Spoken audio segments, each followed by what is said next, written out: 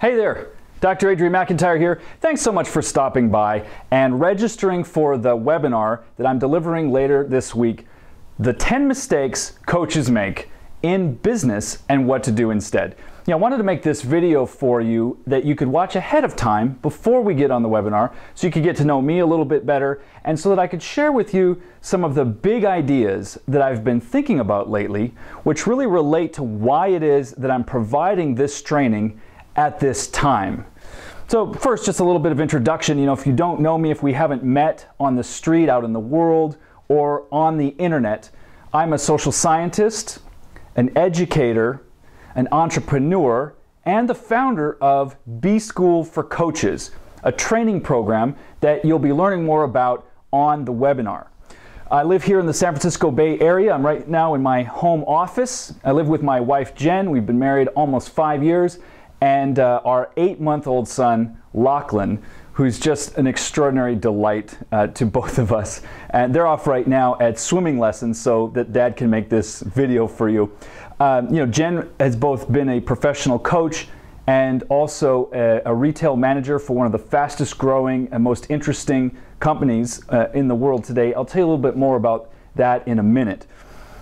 But I wanted to start with something as we move into the material, the substance of this, that you can probably relate with. It's something that I've observed, but I'm not the only one. I didn't make this up.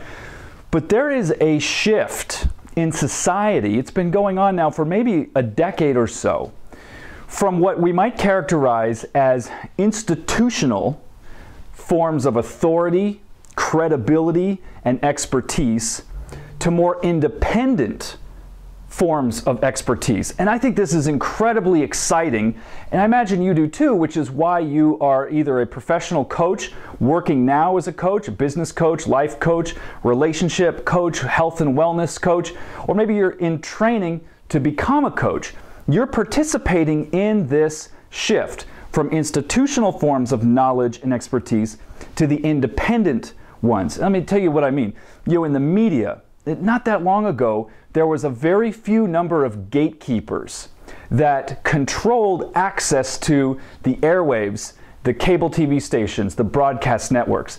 Now, those networks are fighting hard to stay alive as what I like to call the people's publishing platforms. Everything from Facebook and Twitter and Tumblr and YouTube to new forms of communication are emerging every day. Those gatekeepers no longer control how you can get your message out to the world, and you can have a huge reach now doing that, which is something that I'm very, very interested in and I'm deeply passionate about. In fact, education is another area where this big shift is happening, and I myself recently retired. I'm a little young to retire, but I left a teaching job at the University of California, Berkeley, to teach exclusively online and also train and deliver my own content through other independent platforms. I think the potential there, not only for me to have far greater impact in terms of the scope of the amount of people that I can reach, but also the way in which I'm able to work with them outside of the fairly rigid structure of the classroom environment is very, very exciting. So you see it in the media, you see it in finance, you see it in many, many other domains. Health is another one. It's no longer true that the only source of authority are the big hospitals, the big universities, and the big companies who have been trying to give us direction on how we manage our health and our well-being. And the explosion of independent practitioners, real experts in a variety of specialties, is a wonderful thing. And I'm delighted to be somebody who works with those kind of people and empowers them to get their message out in a much bigger way. This shift from institutional expertise to independent expertise is a huge opportunity for so many people. And I imagine you probably know that too. This isn't necessarily news to you. But I do want to talk to you about the fact that it also brings with it a big challenge. And I think it's time to get really straight with ourselves about this challenge. Once you leave a structured work environment, whether it's a corporate job or a university, some other kind of work, nonprofit, Starbucks, anything, anywhere where the time and mode of your work is fairly well set for you by other people. You have a lot of freedom, or at least it looks that way. Now, there's a huge challenge that comes. I imagine most of you are like me now. You are essentially creating for yourself an independent business, probably based from your home. Now, I know maybe 5 or 10% of the coaches watching this video, maybe you're affiliated with a larger organization, or you have an agency or a firm or a practice where you go, you have an office and that sort of thing. But the majority of coaches that I've worked with and that I've interviewed and that I've talked to work from their home, just like I do.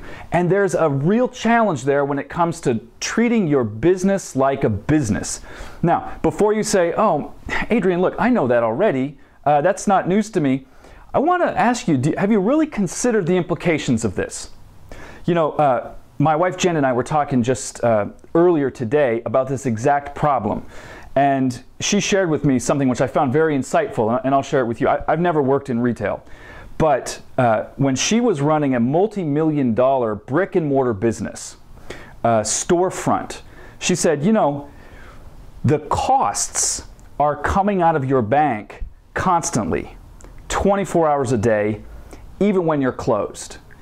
And, you know, everything from the lease, the insurance, the product suppliers and the supply chain, you know, the alarm bill, the security, etc., etc. And when you open the doors in the morning, right there, your employees show up, and immediately it starts to drain even more out of your bank account with payroll, with other forms of compensation. So the second you open the doors as a brick and mortar business, you've got to be in revenue generating mode, because the clock is ticking and you're spending just by being open for business. Now, that creates a certain mindset, which I assert as home-based experts, entrepreneurs, coaches, we don't always have. And I'm going to include myself in this. You know, there's no need for us to get cleaned up, be somewhere, show up on time. A lot of the time. A lot of times there are. We have appointments and things, of course. But, you know, I mean, I even had to change out of my sweatpants an hour ago just to make this video for you. Once I left the university, I no longer had the need to always be there, dressed up, ready to go. But it's not the external things that I'm really interested in. It's more of the mindset. See, I'm willing to bet that you don't wake up in the morning thinking to yourself, as soon as I turn on the light, the clock is ticking. And I need to have a profit-focused mindset, a revenue-generating mindset for my business. You know, the truth is, your expenses are a lot lower than a retail storefront. Because if you're working from your home or your apartment, just to have a business, the same expenses more or less apply to live there. So, you know, you pay the same amount of rent, you eat the same amount of food, your electrical bill and your cable and internet. You know, maybe there's a few things that you pay a little bit more for. The problem with this is that it's easy to coast for a long time in neutral without taking some bold steps to generate revenue in your business. And you know, because we're in the business of helping people, working with others to empower them, improve their lives, it's not just revenue that we need to generate. It's the difference and the contribution that we make every day in people's lives. So I think it's time to ask yourself, and I'm asking myself, an honest question. Do you relate to your business every minute of the day like you're open for business? Like it's costing you something just to be there, and you better find some ways to generate revenue to offset those costs. If not, you don't have a business, you have a hobby. And that's something that I want to help you with, because I think the business mindset, which again is not just about profit, is so critical for coaches and other forms of independent experts to really elevate their business, their income, but also their impact, and get out into the farther world. So that business mindset is very critical. Now, last big idea I want to share with you. By the way, we're going to go through in detail on the training webinar 10 mistakes specifically related to how you've designed your business as a business, your coaching practice, I should probably say, as a business, and look at what you may be doing wrong. I know we don't like to say that word, sorry, but you may actually be doing some things wrong. But it's not your fault half the time, because either you haven't been educated about how to run a proper business, or because you've been given some really bad advice and information from people who aren't in the business you're in. The people who sometimes train coaches are not always actively coaching. They're in the business of training. So some of the advice you get is not always spot on, and without casting any blame or really pointing the finger at anybody, we need to deal with this head on so that you can elevate, again, your income and your impact as a professional coach. Now, in order to do that, and especially about the impact part, I almost misspoke, especially about the impact part, I want to share with you a rubric, a framework, a model that I've developed for myself to think about my own work with other people. You see, as a coach, as an entrepreneur, as a trainer, as an educator, what we're committed to is elevating human performance, both of the individuals that we work with, also ourselves, and then the broader level of humanity, right? I mean, isn't that the case that, part of why you do this is that you have this commitment to simply making the world a better place, leaving it better than you found it? And one way to do that is by focusing on human performance. But I think sometimes, as a coach, there's a tendency to get some blinders about this, and I want to just give you something to think about as a way of provoking a conversation. All right, what does it take to elevate human performance? I assert there are 4 fundamental techniques or modes of working with yourself or others to elevate your performance. The first one is fairly well known, and that is self-study. This is when you take a topic or an area of your life and you set out to learn more about it. You read books. You might talk to other people, do informational interviews with them to really learn more about how to improve this area. You may buy audio programs or video courses, and you may gather lots of information and really begin to study it. That is critical, by the way, because until you have sunk your teeth into a topic and really gotten for yourself a handle on the fundamental concepts, frameworks, techniques of that area, you will be limited in your ability to increase your performance. But in order to translate that knowledge into action, it takes another step. And this is less well known.